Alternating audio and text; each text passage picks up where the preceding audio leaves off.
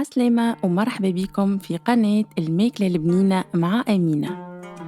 اليوم باش نودكم بعين اسبانيورية ووصفة سهلة وبنينة كالعادة والعوايد تعمل 66 كيف. وتوا باش نتعداو لمرحلة التحضير.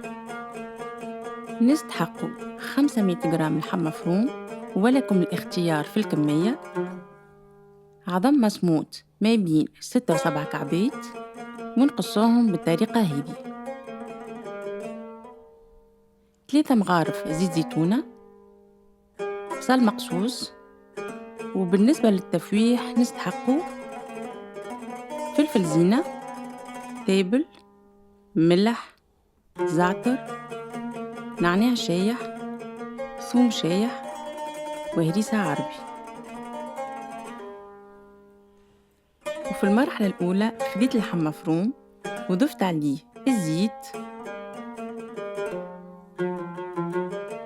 بصل، وكملت حطيت اللفاحات اللي عندي ونلمهم مليح مليح لين المكونات الكل تتجانس مع بعضها.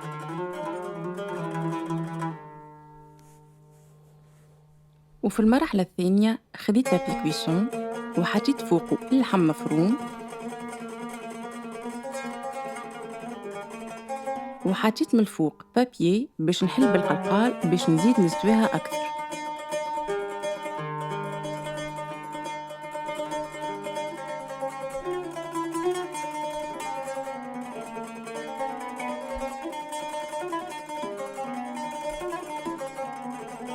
وفي المرحلة الأخيرة حطيت العظم، استحقيت كان 6 كعبات.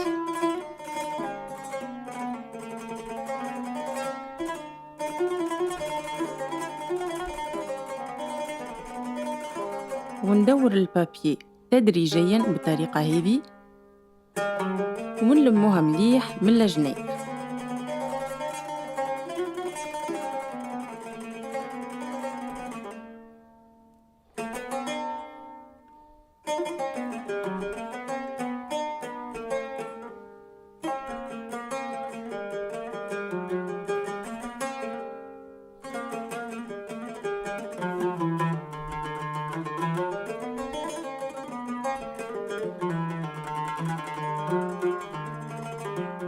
وكملت ضفت عليها البابي ألومنيوم باش نزيد نكبسها أكثر.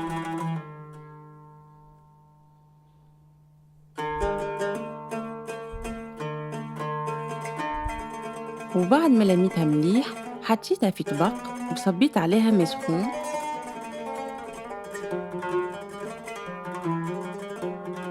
وباش نحطوها في الفور على 180 درجة وكل مرة ندور على جنب باش تجيبلنا مليح. وكما تشوفوا ما شاء الله العين الاسبانيورية متاعنا طابت، خليتها تبرد مليح قبل ما نقصها. كالعادة والعوايد البنة موجودة والريحة فاوحة. هذه هي غرفة اليوم، إن شاء الله تكون عجبتكم وإن شاء الله تكون واضحة. ما تنسيوش تشتركوا في القناة، وأنا نوعدكم بوصفة سهلة وبنينة في قناة الماكلة البنينة مع أمينة.